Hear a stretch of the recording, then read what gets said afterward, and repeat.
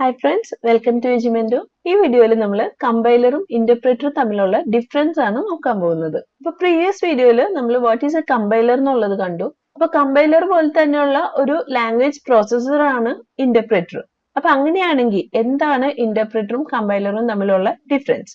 So let's see what's the difference between compiler and interpreter.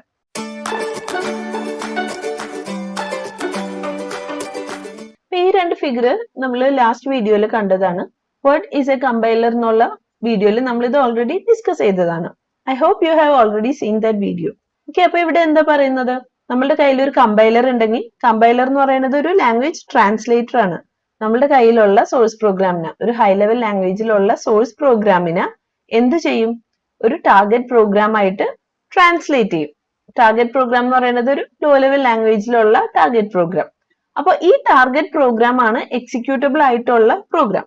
ഇനി ആ സമയത്ത് ഈ ട്രാൻസ്ലേഷന്റെ സമയത്ത് എന്തെങ്കിലും എറർ ഉണ്ടെങ്കിൽ എന്ത് ചെയ്യും? യൂസേഴ്സിന് ആ എറർ മെസ്സേജസിന് ഡിസ്പ്ലേ ചെയ്ത് കാട്ടിത്തരും. റൈറ്റ്? അതാണ് കമ്പൈലറിന്റെ ടാസ്ക് എന്ന് പറയുന്നത്.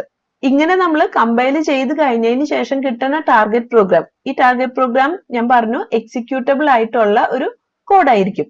ഈ എക്സിക്യൂട്ടബിൾ ആയിട്ടുള്ള കോഡിന് നമ്മൾ റൺ ചെയ്യണം. റൺ ചെയ്ത് കഴിഞ്ഞാലാണ് നമുക്ക് ഫൈനൽ ഔട്ട്പുട്ട് കിട്ടുള്ളൂ. അപ്പൊ അതാണ് ഇവിടെ കാട്ടിയേക്കുന്നത്.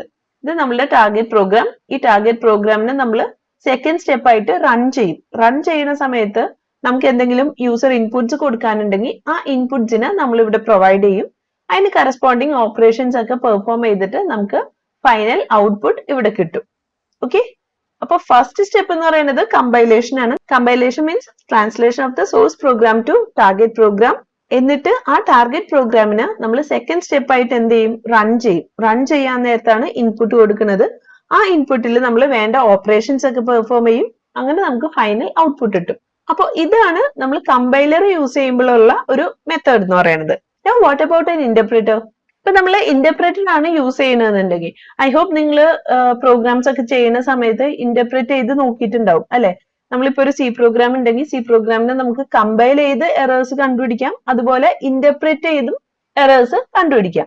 അപ്പൊ ഇന്റർപ്രറ്റ് ചെയ്യണമെങ്കിൽ എന്താ ഡിഫറൻസ്? കമ്പൈലർ കമ്പൈൽ ചെയ്യുന്നത് ഹോൾ പ്രോഗ്രാമിനെയാണ്. അതായത് നമ്മുടെ ഹോൾ പ്രോഗ്രാമിനെ കമ്പൈൽ ചെയ്തിട്ട് എല്ലാ എറർ മെസ്സേജസും കൂടി ഒന്നിച്ചാണ് നമുക്ക് ഡിസ്പ്ലേ ചെയ്ത് കാട്ടുന്നത്. നേരെ മറിച്ച് ഇന്റർപ്രറ്റർ ആണെങ്കിലോ, ഇന്റർപ്രറ്റർ എന്ന് പറയുന്നത് സ്റ്റേറ്റ്മെന്റ് ബൈ സ്റ്റേറ്റ്മെന്റ് ആയിട്ടാണ് പ്രോഗ്രാമിനെ കമ്പൈൽ ചെയ്യുന്നത്, അല്ലെങ്കിൽ എറേഴ്സിനെയൊക്കെ ചെക്ക് ചെയ്യുന്നത്. സോ നമുക്ക് എന്ത് പറയാം? കമ്പൈലറിന്റെ കേസിൽ ഇപ്പൊ നമ്മളുടെ ഒരു 100 ലൈൻസ് ഉള്ള പ്രോഗ്രാം ഉണ്ട്. അതിൽ 100th ലൈനിലാണ് എറർ എന്നുണ്ടെങ്കിൽ ആ പ്രോഗ്രാം നമുക്ക് റൺ ചെയ്യാൻ പറ്റില്ല. ആ 100th ലൈനിലെ എററിനെ ഡീബഗ് ചെയ്തതിന് ശേഷം മാത്രമാണ് നമുക്ക് ആ പ്രോഗ്രാം റൺ ചെയ്യാൻ പറ്റുള്ളൂ. പക്ഷെ നമ്മൾ ഇന്റർപ്രറ്റർ ആണ് യൂസ് ചെയ്യണമെങ്കിലോ, എവിടെയാണോ എറർ ഉള്ളത് ആ എററിന് തൊട്ട് മുന്നുള്ള സ്റ്റേറ്റ്മെന്റ് വരെ നമുക്ക് പ്രോപ്പർ ആയിട്ട് വർക്ക് ചെയ്യാനായിട്ട് പറ്റും. ഏത് സ്റ്റേറ്റ്മെന്റിലാണോ എറർ എത്തുന്നത് ആ എറർ ഉള്ളത് മുതലാണ് നമുക്ക് റൺ ചെയ്യാൻ പറ്റാണ്ടിരിക്കുക. അതുകൊണ്ട് തന്നെ നമുക്ക് എവിടെയാണ് അല്ലെങ്കിൽ ഏത് സ്റ്റേറ്റ്മെന്റിലാണ് എറർ എന്നുള്ളത് പെട്ടെന്ന് കണ്ടുപിടിക്കാൻ പറ്റും. അപ്പൊ അത് ഇന്റർപ്രറ്ററിന്റെ ഒരു ബെനിഫിറ്റ് ആണ്. അതായത് error diagnosis. Error diagnosis is better in case of an interpreter. അപ്പൊ ഇതാണ് കമ്പൈലറും ഇന്റർപ്രറ്ററും തമ്മിലുള്ള ഒരു ഡിഫറൻസ്. കമ്പൈലർ ഹോൾ പ്രോഗ്രാമിനെ ട്രാൻസ്ലേറ്റ് ചെയ്യും. പക്ഷെ ഇന്റർപ്രറ്റർ ആണെങ്കിൽ സ്റ്റേറ്റ്മെന്റ് ബൈ സ്റ്റേറ്റ്മെന്റ് ആയിട്ടാണ് ചെയ്യുന്നത്. അതുകൊണ്ട് തന്നെ എറർ ഡയഗ്നോസിസ് എന്ന് പറയുന്നത് ബെറ്റർ ആയിട്ടുള്ളത് ഇന്റർപ്രറ്ററിന്റെ കേസിലാണ്. ഇനി what's the second difference? The second difference എന്ന് പറയുന്നത് ഇപ്പൊ കമ്പൈലർ സോഴ്സ് പ്രോഗ്രാമിനെ ടാർഗറ്റ് പ്രോഗ്രാം ആയിട്ട് ട്രാൻസ്ലേറ്റ് ചെയ്യും എന്ന് പറഞ്ഞു. അപ്പൊ ഫസ്റ്റ് സ്റ്റെപ്പ് എന്ന് പറയുന്നത് ട്രാൻസ്ലേഷൻ ആണ്. അങ്ങനെ നമുക്ക് ട്രാൻസ്ലേറ്റ് ചെയ്ത് കഴിഞ്ഞ് കിട്ടുന്ന പ്രോഗ്രാമിന് നമ്മൾ റൺ ചെയ്താലാണ് നമുക്ക് ഫൈനൽ ഔട്ട്പുട്ട് കിട്ടുള്ളൂ. അതായത് ആ ടാർഗറ്റ് പ്രോഗ്രാം റൺ ചെയ്യുമ്പോഴാണ് നമ്മൾ ആക്ച്വൽ ഓപ്പറേഷൻസ് പെർഫോം ചെയ്യുന്നത്.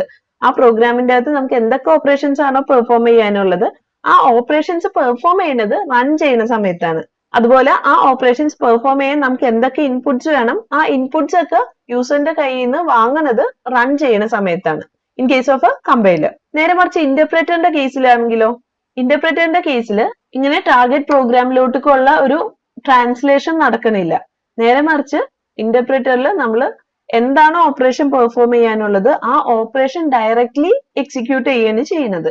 അതായത് നമ്മൾ സ്റ്റേറ്റ്മെന്റ് ബൈ സ്റ്റേറ്റ്മെന്റ് ആയിട്ട് നമ്മളുടെ പ്രോഗ്രാമിനെ ഡയറക്ട്ലി എക്സിക്യൂട്ട് ചെയ്യണം. പ്രോഗ്രാമിനെ ടാർഗറ്റ് പ്രോഗ്രാം ആയിട്ട് ട്രാൻസ്ലേറ്റ് ചെയ്യുന്നില്ല, പകരം നമ്മൾ ഡയറക്ട്ലി എക്സിക്യൂട്ട് ചെയ്യാണ് ചെയ്യുന്നത്. സോ ഇതാണ് നമ്മളുടെ ഇന്റർപ്രറ്റർ എന്ന് വിചാരിക്കും. അപ്പൊ അങ്ങനെയാണെങ്കിൽ ഇന്റർപ്രറ്ററിലോട്ടുള്ള ഇൻപുട്ട് എന്താ? കമ്പൈലറിലെ പോലെ തന്നെ നമ്മളുടെ സോഴ്സ് പ്രോഗ്രാം. ഈ സോഴ്സ് പ്രോഗ്രാമിനെ നമ്മൾ ഇന്റർപ്രറ്ററിലോട്ട് ഇൻപുട്ട് ആയി കൊടുക്കും. അപ്പൊ ഇന്റർപ്രറ്റർ ഡയറക്റ്റ് ആ ഓപ്പറേഷൻസ് എക്സിക്യൂട്ട് ചെയ്യുന്നുള്ളൂ. അങ്ങനെ ഡയറക്ട്ലി ഓപ്പറേഷൻസ് എക്സിക്യൂട്ട് ചെയ്യണമെങ്കിൽ ഇന്റർപ്രറ്ററിന് എന്തും ആവശ്യം വരും? ഇൻപുട്സ് പ്രൊവൈഡ് ചെയ്യണം അല്ലെ? യൂസർ പ്രൊവൈഡ് ചെയ്യേണ്ട അല്ലെങ്കിൽ യൂസർ സപ്ലൈ ചെയ്യേണ്ട ഇൻപുട്സ് ആദ്യമേ തന്നെ നമ്മൾ ഇവിടെ വെച്ച് എടുക്കും. സോഴ്സ് പ്രോഗ്രാം പ്രൊവൈഡ് ചെയ്ത് കൊടുക്കുന്നതിന്റെ ഒപ്പം തന്നെ നമ്മൾ ഇൻപുട്സും ഇന്റർപ്രറ്ററിലോട്ട് പ്രൊവൈഡ് ചെയ്ത് കൊടുക്കും. അതായത് ഓരോ സ്റ്റേറ്റ്മെന്റ് എക്സിക്യൂട്ട് ചെയ്യുമ്പോഴും ആ സ്റ്റേറ്റ്മെന്റിന്റെ അകത്ത് ഇൻപുട്സ് ആവശ്യം വരുന്നുണ്ടെങ്കിൽ ആ ഇൻപുട്സിനെ അപ്പൊ തന്നെ നമ്മൾ എൻറ്റർ ചെയ്ത് കൊടുക്കും. എന്നിട്ട് ആ ഓപ്പറേഷൻ പെർഫോം ചെയ്തിട്ട് നമുക്ക് നമ്മുടെ ഫൈനൽ ഔട്ട്പുട്ട് ആണ് ഇവിടെ കിട്ടുന്നത്. ഇവിടെ ടാർഗറ്റ് പ്രോഗ്രാമിലോട്ടുള്ള ട്രാൻസ്ലേഷൻ നടക്കുന്നില്ല, ഡയറക്റ്റ് ഔട്ട്പുട്ട് ആണ് നമുക്ക് കിട്ടുന്നത്. അപ്പൊ ഇതാണ് ഇന്റർപ്രറ്ററും കമ്പൈലറും തമ്മിലുള്ള നെക്സ്റ്റ് ഡിഫറൻസ് എന്ന് പറയുന്നത്. So here you can see both the figures. അപ്പൊ ഡിഫറൻസ് ചോദിച്ചാൽ നമുക്ക് എന്തൊക്കെ എഴുതാം? First one, error diagnosis is easier or better in case of an interpreter rather than a compiler. Secondly, നമ്മൾ കമ്പൈലർ ആണ് യൂസ് ചെയ്യണമെങ്കിൽ നമുക്ക് 2 സ്റ്റെപ്പ് ആയിട്ടാണ് പ്രോഗ്രാം ഔട്ട്പുട്ട് കിട്ടുള്ളൂ. അതായത് ഫസ്റ്റ് സ്റ്റെപ്പിൽ നമ്മൾ എക്സിക്യൂട്ടബിൾ കോഡ് ജനറേറ്റ് ചെയ്യും. അത് കഴിഞ്ഞ് സെക്കൻഡ് സ്റ്റെപ്പ് എന്ന് പറയുന്നത് ആ എക്സിക്യൂട്ടബിൾ കോഡിനെ ടാർഗറ്റ് പ്രോഗ്രാമിനെ നമ്മൾ റൺ ചെയ്യണം. That means running the target program. അപ്പോൾ ആ സെക്കൻഡ് സ്റ്റെപ്പ് കഴിയുമ്പോഴാണ് നമുക്ക് നമ്മളുടെ ഫൈനൽ ഔട്ട്പുട്ട് കിട്ടുള്ളൂ. But in case of an interpreter നമുക്ക് സിംഗിൾ സ്റ്റെപ്പിൽ തന്നെ നമ്മുടെ ഫൈനൽ ഔട്ട്പുട്ട് കിട്ടും. ഇവിടെ ടാർഗറ്റ് പ്രോഗ്രാമിലോട്ട് ട്രാൻസ്ലേഷൻ നടക്കണില്ല, direct execution of the program ആണ് ഇവിടെ നടക്കുന്നത്. സോ നമ്മൾ ഇൻപുട്ട് കൊടുക്കുന്നതും ആ ഫസ്റ്റ് സ്റ്റെപ്പിൽ തന്നെ ഡയറക്ട്ലി നമ്മുടെ ഇൻപുട്സ് പ്രൊവൈഡ് ചെയ്ത് കൊടുക്കും.